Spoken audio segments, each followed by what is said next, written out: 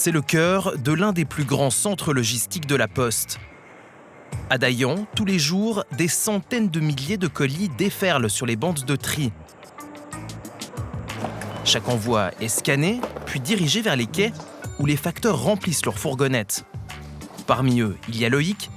Hasard du calendrier, il fête aujourd'hui ses 30 ans. Mais ce matin, personne ne lui fera de cadeau. C'est une journée assez dense. 192 colis à livrer, c'est déjà beaucoup. Alors il espère que les voleurs ne viendront pas en plus lui gâcher sa journée d'anniversaire. Malheureusement, on ne peut pas le prédire. Et c'est pas forcément une question de quartier, une question de valeur, une question de période. Bien sûr que plus les volumes augmentent, plus les possibilités, les prorata de chance de vol augmentent aussi. Loïc le sait, sa cargaison renferme des trésors. Des téléphones, de bonnes bouteilles, un jouet. Des cadeaux attendus avec impatience sous le sapin, mais qui n'arriveront peut-être jamais.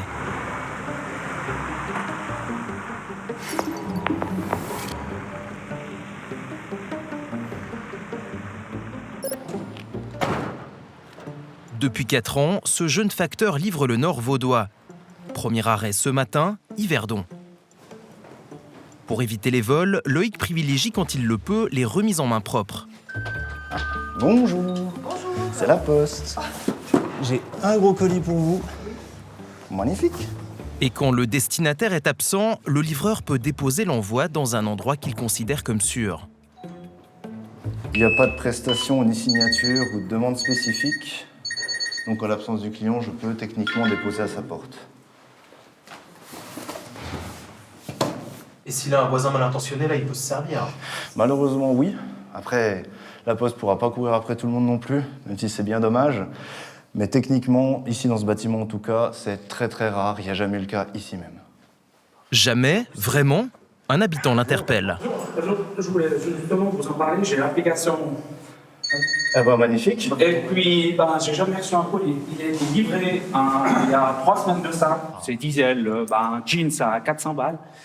Il a été livré. D'ailleurs, j'ai suivi le tracé du truc. Et puis, j'ai jamais reçu. Il faudra le signaler. Alors, voilà. Donc, c'est vrai que j'ai eu un peu les boules. Et ça tombait bien, vous soyez là. Comme ça, au moins, je sais que c'est sur le seuil de la porte. Et puis, Je suis surtout désolé pour vous, parce qu'effectivement, ça c'est exceptionnel ici. Oui, quoi. oui. Comme je vous dis, ici, je discute avec les gens. Non. Eh ben, je vous remercie, messieurs. Merci à vous. Merci, bonne journée, les gars. Merci, au revoir.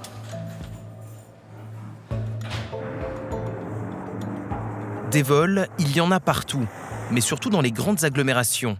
Il y a 1 an, Christelle a emménagé à Prilly et les problèmes n'ont pas tardé.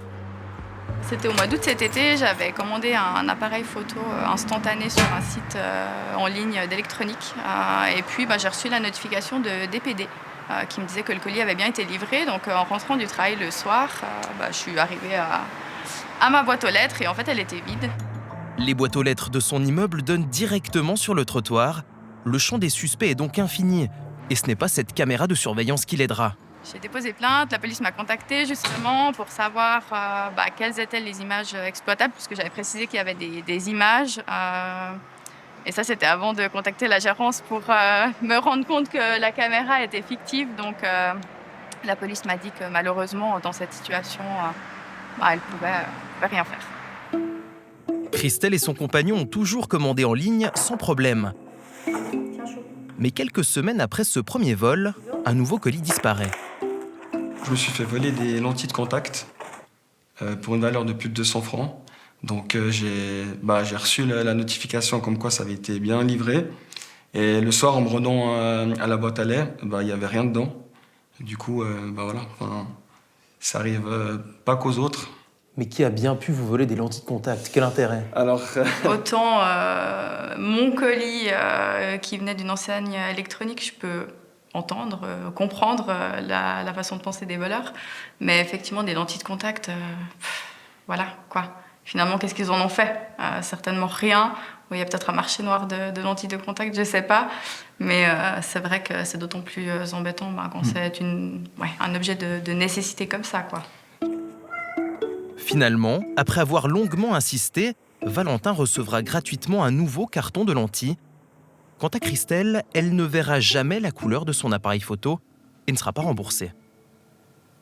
C'est surtout désolant et frustrant de savoir que on se fait livrer des colis à la maison, on les paye et en fait on les récupère jamais.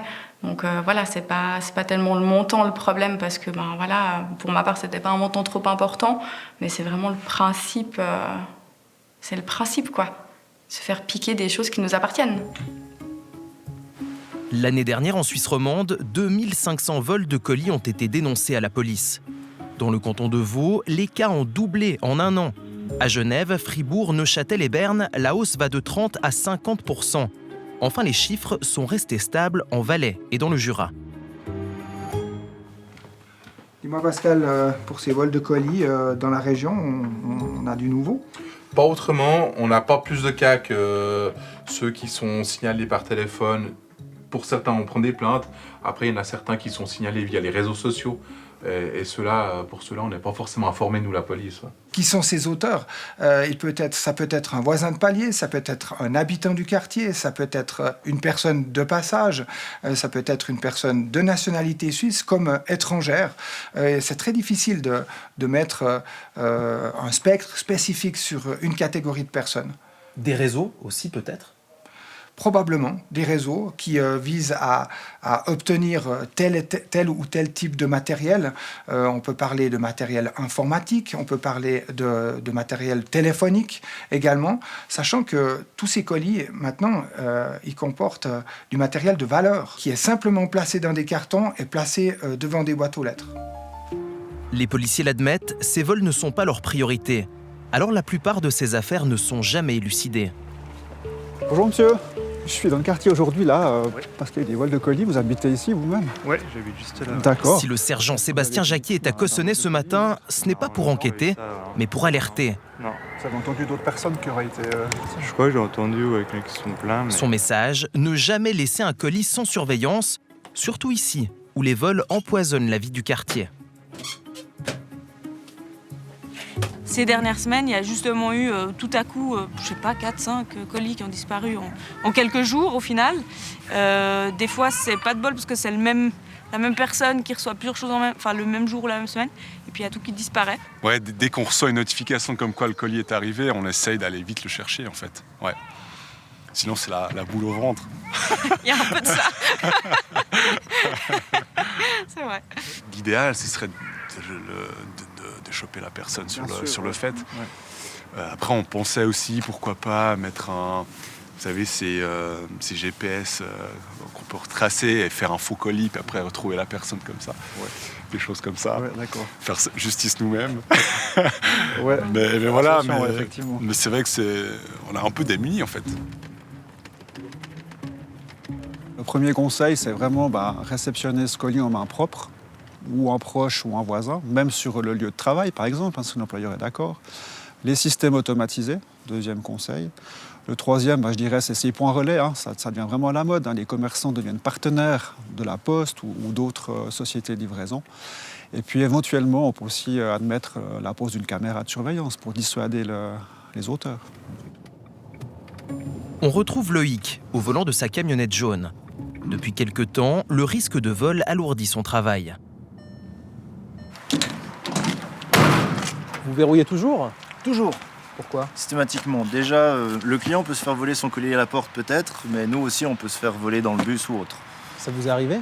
Ça m'est arrivé personnellement, effectivement, mais pas pour les mêmes raisons. C'est-à-dire que le bus était verrouillé, c'était en pleine canicule, et les fenêtres étaient ouvertes de ça. Ça a suffi pour que quelqu'un réussisse à tirer la fenêtre et prenne mon sac qui était à l'avant. Alors en plus du trafic, de la pression des horaires et des adresses à mémoriser, Loïc doit aussi être attentif aux regards suspects. Au cœur d'Yverdon, ça m'est arrivé de voir des personnes dans le rétro, de dire tiens, je les ai déjà vus il y a 2 rues, tiens, je les vois encore, et encore une rue après. Et dans ce cas de figure, il ne faut pas hésiter, nous en tout cas, à prendre les devants, prendre l'initiative de s'éloigner une fois, pour essayer vraiment de semer les personnes. Si vraiment on a un signalement clair, net, précis, on sait que cette personne, il y a un problème, on appelle sans autre le 117, le supérieur, pour pouvoir agir. Et quand un colis livré disparaît, ce n'est pas le problème du vendeur ni du transporteur, mais bien celui de l'acheteur. Bon, Bonjour, je vous contacte concernant une commande chez Zalando que je n'ai jamais reçue et pour laquelle il me demande de payer. Je trouve cela inacceptable et je refuse de régler des articles que je n'ai pas reçus. Malheureusement, si les deux vendeurs et transporteurs ont rempli toutes leurs obligations, il n'y a malheureusement pas d'autre choix pour l'acheteur que de payer sa commande, puisque c'est lui qui a la responsabilité, et de porter plainte pénale avec tous les documents utiles. La Fédération romande des consommateurs veut faire changer les règles. À Berne, elle vient de déposer une intervention parlementaire. Le risque, il devrait être, selon nous, transféré au consommateur du moment qu'il a reçu la livraison de sa marchandise. C'est déjà ce qui est prévu par le droit européen et aussi en matière de vente internationale de marchandises. Cette proposition doit encore être examinée par le Conseil fédéral. En attendant, les clients lésés ne peuvent compter que sur leurs assurances aux franchises souvent élevées ou alors sur la générosité des commerçants. Ça roule? Allez, ça va et toi? Ouais. Chez Coca à Bussigny, des milliers de paquets sont expédiés chaque jour. On est où ici? Alors ici, on est dans la partie qui est l'expédition au niveau logistique. Donc on fait de la préparation de colis qui vont partir directement du côté de la poste. Pour éviter les problèmes, les commandes les plus chères sont livrées contre signature, mais la mesure n'empêche pas tous les vols. C'est chaque vendeur qui a ses propres pratiques. Ce qui peut arriver et qui est malheureusement légal, c'est que le vendeur dise « j'ai expédié le colis », même s'il n'est pas contre signature, et qui vous disent « écoutez, je me dédouane de la chose, c'est à vous de vous débrouiller avec la poste et de déposer une plainte auprès de la police ». Et donc ça, c'est ce qui se fait de manière standard chez certains e-commerçants. C'est pas ce que vous faites?